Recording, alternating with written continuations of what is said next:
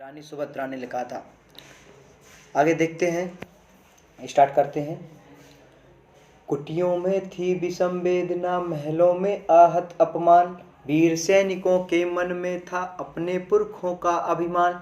नाना धुंधु पंत पेशवा जुटा रहा था सब सामान, बहिनी छबीली ने रण में चंडी का कर दिया प्रकट आह्वान। हुआ यज्ञ प्रारंभों ने तो सोई ज्योति जगानी थी, बुंदेले हर बोलों के मुंह हमने सुनी कहानी थी। खूब लड़ी मर्दानी वो तो झांसी वाली रानी थी, खूब लड़ी मर्दानी वो तो झांसी वाली रानी थी। महलों ने दी आग, झोंपड़ी ने ज्वाला सुलगाई थी, यह स्वतंत्रता की चिंगारी अंतरतम से आई थी। झांसी चेती, दिल्ली चेती, लखनऊ लपटें छाई थी, मेरठ कानपुर पटना में भारी धूम मचाई थी।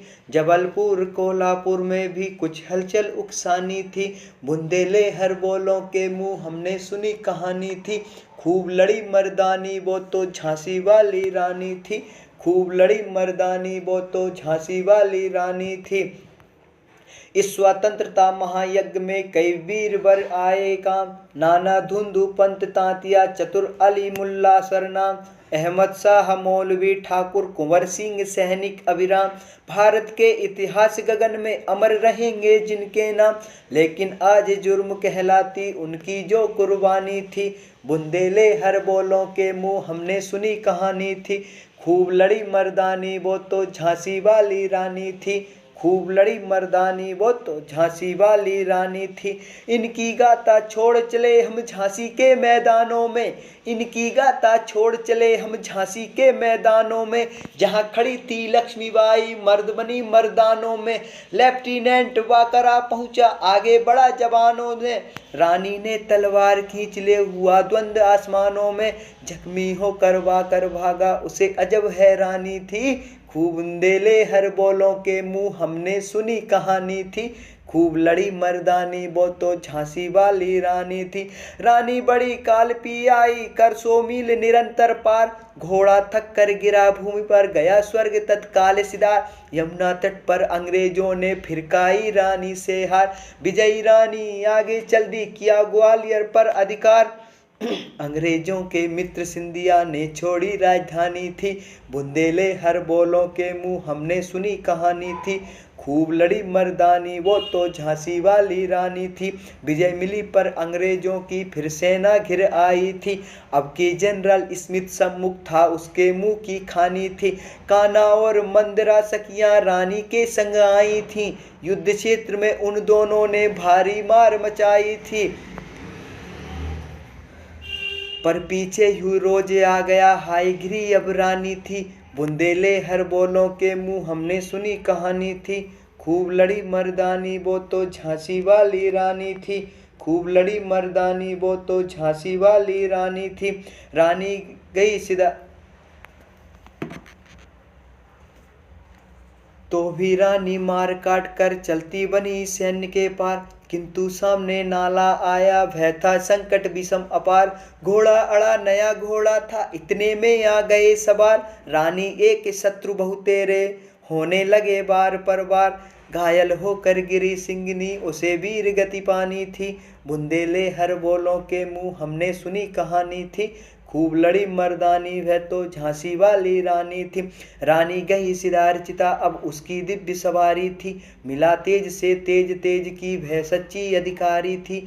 अभी कुल कुल 23 की थी मनुज नहीं सब तारी थी, हमको जीवित करने आई वह स्वतंत्रता नारी थी। दिखा गई पथ सिखा गई हमको जो सीख सिखानी थी, बुंदेले हर बोलों के मुंह हमने सुनी कहानी थी। खूब लड़ी मर्दानी वो तो झांसी वाली रानी थी। जाओ रानी याद रखेंगे हम कृतज्ञ भारतवासी, यह तेरा बलिदान जगावेगा स्वतंत्रता अविनाशी। होवे चुप इतिहास लगे सच्चाई को चाहे फांसी, हो मदमाशी विजय मिटा दे गोलों के चाहे झांसी। तेरा स्मारक तू ही खुद अमिट निशानी थी, बुंदेले हर बोलों के मुंह हमने सुनी कहानी थी। खूब लड़ी मर्दानी वो तो झांसी वाली रानी थी। ये जो कविता थी वो रानी सुभद्रा कुमारी चौहान ने लिखी थी, और कहाँ लिखी थी? मुकुल नामक ग्रंथ में उन्होंने इस कविता को लिखा था। देखते हैं इसको थोड़ा डीप में पढ़ते हुए चलते हैं।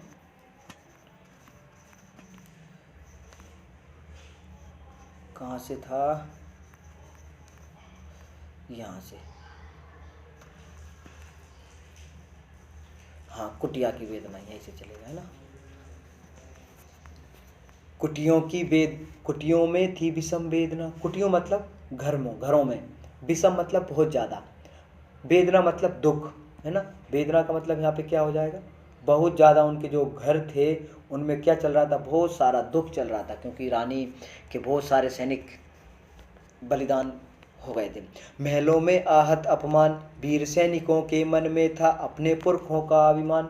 पुरखे मतलब क्या होता है, हमारे पूर्वज। पुरखे का मतलब क्या होता है, हमारे पूर्वज, दादा परदादा, उनके दादा, ये सब क्या कहलाते हैं, पुरखे कहलाते हैं, और ये हमारे पूर्वज होते हैं। नाना धुंधु पंत पेशवा जुटा रहा था सब सामान, बहन छबीली ने रणचंडी कर दिया प्रकट अहवान। हुआ यज्ञ प्रारंभ, उन्हें तो सोई ज्योति जगानी थी। उन्होंने युद्ध के लिए ललकार दिया था और वो अंग्रेजों से लड़ने के लिए तैयार थे।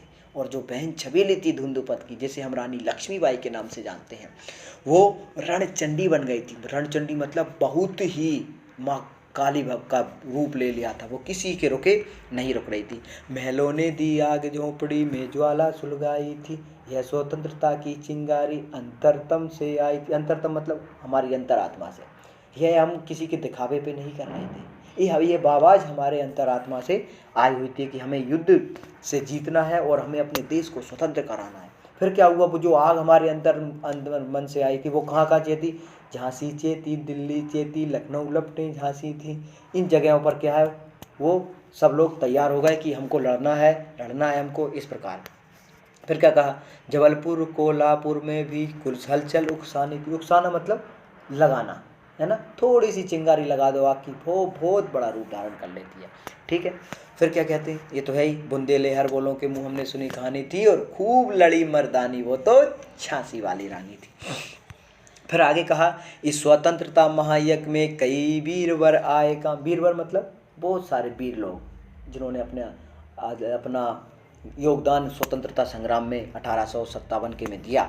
नाना धुंधु पंत तांतिया चतुर अली मुल्ला सरनाम। ये क्या है, नाना धुंधुपत तांतिया एक बहुत बड़े वीर थे, है ना। अली मुल्ला इनके सरनाम थे। सरनाम मतलब जो हम कहते हैं ना, सरनाम मतलब जैसे धाकड़ हुआ, किरार हुआ, कुशबा हुआ, है ना, ये सब क्या है, सरनाम है। अहमद शाह मौलवी ठाकुर कुंवर सिंह सैनिक अभिराम, ये सभी उन्हीं के नाम थे। भारत के इतिहास गगन में अमर रहेंगे जिनके नाम, जिन्होंने भी हमारे 1857 से लेकर के 1947 तक जिसने भी अपना योगदान दिया हमारे देश को आज़ाद कराने के लिए, उन सभी का नाम भारत के इतिहास में लिखा गया। फिर क्या कहा, लेकिन आज जुर्म कहलाती उनकी जो कुर्बानी थी। जुर्म क्या होता है, जुर्म मतलब कोई गुनाह कर लेना, है ना, ये। क्योंकि आज सब लोग अपनी अपनी में देख रहे हैं, उन्होंने किसी को ये ध्यान नहीं है कि हम, जब हमारा देश गुलाम था, लोगों ने अपने स्वार्थ को छोड़ करके अपने बलिदान को देना उचित समझा। फिर क्या कहा, इनकी गाथा छोड़ चले हम झांसी के मैदानों में, जहाँ खड़ी थी लक्ष्मीबाई मर्द बनी मर्दानों में। लेफ्टिनेंट वाकर आ पहुँचा। लेफ्टिनेंट वाकर कौन था, ये कोई उनका सेनापति था अंग्रेजों का, है ना। आगे बढ़ी जवानों में, रानी ने तलवार खींच ले, हुआ द्वंद्व आसमानों में। जख्मी होकर बाकर भागा, उन्हें अब हैरानी थी। बाकर आया लेकिन वो जख्मी होकर के भाग गया। रानी बड़ी कालपी आगे, कालपी मतलब काल बन करके उनकी लोगों की मृत्यु को आगे लेने वाली, कि अब तो वे किसी को नहीं छोड़ेगी, सबकी जान ले लेगी, ऐसी कालपी मतलब बहुत ही गुस्से में आकर के, है ना। 100 मील निरंतर पार, वो कितने भागी, 100 मील, अरे भाई 100 मीलों तक वो कंटिन्यू दौड़ती रही। घोड़ा थक कर गिरा भूमि पर, बेचारा घोड़ा थक गया था तो वो क्या हो गया, भूमि पर गिर जाता है। गया स्वर्ग तत्काल सिधार, और वह मर जाता है उनका घोड़ा। फिर आगे क्या, यमुना तट पर अंग्रेजों ने फिर खाई रानी से हार। यमुना के तट पर फिर अंग्रेजों ने किससे हार खाई, रानी लक्ष्मीबाई से। फिर एक बार हार गए अंग्रेजों। कहाँ पे हारे, यमुना नदी के तट पर। फिर कहा, विजय रानी आगे चल दी, किया ग्वालियर पर अधिकार। और रानी लक्ष्मीबाई ने लड़ते लड़ते ग्वालियर को अपने अधिकार में ले लिया और अधिकार की रानी बन गई। अंग्रेजों के मित्र सिंधिया ने छोड़ी राजधानी थी, क्योंकि जो अंग्रेजों के जो मित्र थे जिन्होंने संधि कर ली थी, सिंधिया, ये सिंधिया परिवार जो अभी भी है ना, उन्हीं का परिवार था, लेकिन वो उनके दादा परदादा थे। उन्होंने क्या अंग्रेज़ों से क्या कर ली थी, मैत्री कर ली थी, है ना। फिर आगे क्या, विजय मिली पर अंग्रेज़ों की फिर सेना घिर आई थी। अब की जनरल स्मिथ सम्मुख था, उसके मुंह की खानी थी। अब जनरल कौन था, जनरल स्मिथ उनका सेनापति था, क्योंकि वो तो मर गया था बहुत से साल पहले वाला। कान्हा और मंदिरा सखियां रानी के संग आई थी। वो अपनी दो सखियों के साथ, एक कान्हा और एक मंदिरा, इन दो सखियों को लेकर के युद्ध लड़ने के लिए आ गई थी। युद्ध क्षेत्र में उन दोनों ने भारी मार मचाई थी। जैसी रानी लक्ष्मीबाई लड़ती थी वैसी ही, इससे थोड़ा कम, मंदिरा और कान्हा, ये दो उनकी सखियां भी लड़ती थीं। फिर क्या हुआ, पर पीछे हीरोज आ गया, हाय घिरी अब रानी थी। हीरोज आ गया, हीरोज उनका अंग्रेज़ों का ही कोई बड़ा व्यक्ति था, वो आ गया और उनसे क्या है, रानी घिर गई थी।